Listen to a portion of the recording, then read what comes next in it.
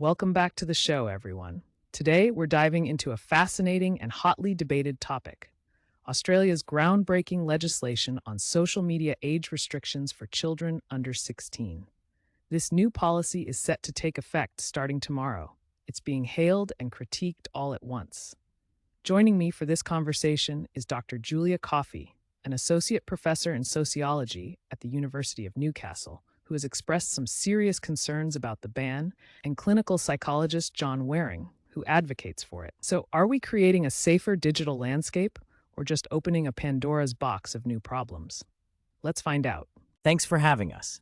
This is indeed a crucial topic, especially when it comes to protecting our youth online. The legislation requires platforms like Facebook, Instagram, Snapchat, and TikTok to take reasonable steps to prevent children under 16 from creating accounts. The goal is about safeguarding young people from the pressures of social media, which includes everything from issues like bullying and poor body image to the design features that promote addictive behaviors, like endless scrolling and algorithms sending users down rabbit holes of extreme and often harmful content. Right, that's a big concern.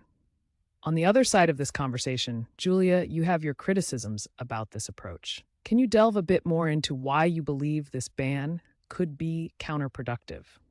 You've referred to it as too blunt an instrument to effectively address the real risks.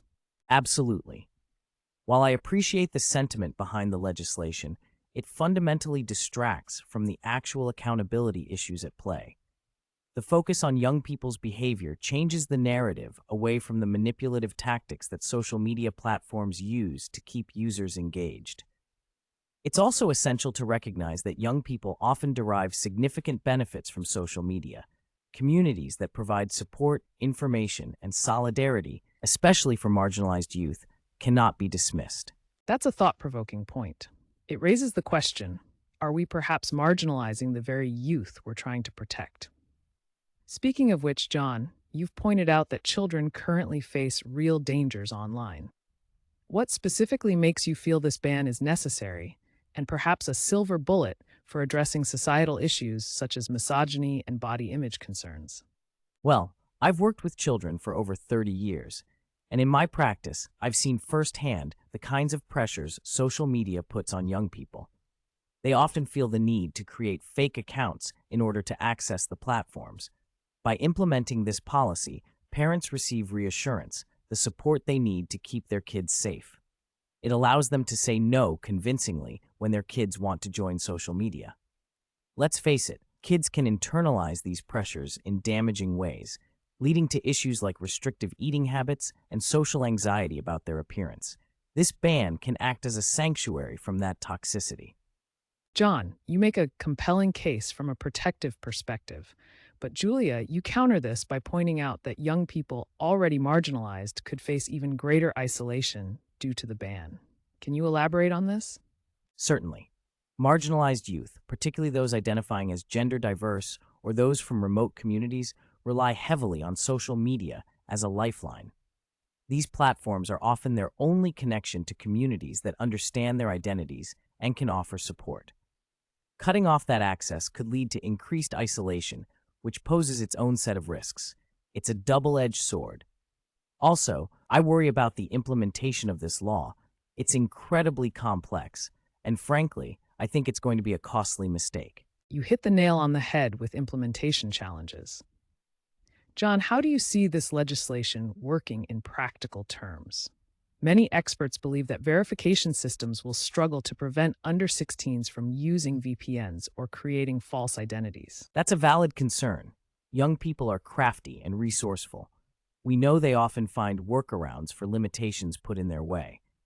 However, having this legislation in place could encourage responsible practices among parents and provide a formal structure that may help reduce access. Think of it like seatbelt laws.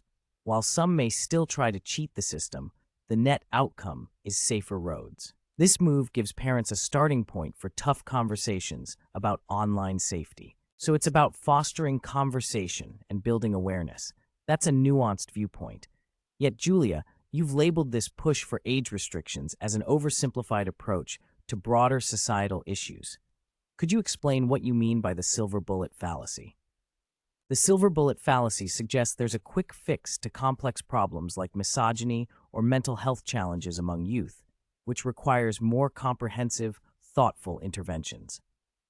Yes, age restrictions might help avoid exposure to harmful content, but they also miss the opportunity to teach young people how to engage with media critically. Instead of banning access, why not focus on digital literacy and education that empowers youth to navigate social media safely and responsibly? This could actually lead to a stronger, more resilient generation. That's a fascinating approach. So, what potential short term effects do you both see unfolding once this legislation is enacted? And importantly, how might parents and children react to the transition? I predict there will be immediate pushback from children who are eager to join their peers online. We could see increased pressure on parents to allow access to fake accounts. It's possible that kids will turn to VPNs or false identification to skirt around the restrictions, which could lead to even more exposure to risky content if they are determined to find a way. We could also see plenty of distress as kids navigate these transition periods. If parents don't manage this carefully, the stress could escalate. Many children may feel isolated from their peer groups who are active online. And John, do you feel there could be long-term benefits for children who may be kept from harmful experiences online? Absolutely. And let's not overshadow childhood innocence. We often see teenagers grappling with adult issues prematurely because they lack the tools to handle them. By delaying access to social media until age 16, we provide them with a saving grace. It could lower their exposure to harmful comparisons, bullying, and unhealthy behaviors that started too early, which might be hugely beneficial for their mental health.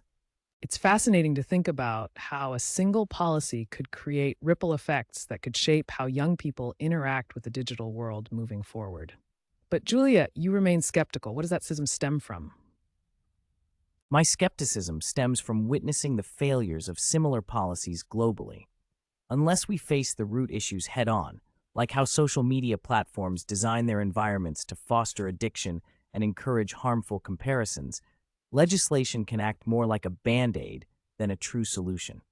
I fear we are treating a symptom and not the cause here. A nuanced understanding and a comprehensive approach are necessary. In closing, we've explored so many dimensions of this topic. It seems there's a divide between the desire to protect youth and the need to equip them with the tools to navigate their digital experiences critically. As with so many issues surrounding technology and children, the answer isn't one size fits all. There's merit in advising caution, but also in recognizing the empowering potential of responsible digital engagement. Thank you both for such an insightful discussion. Thank you for having us. Thanks.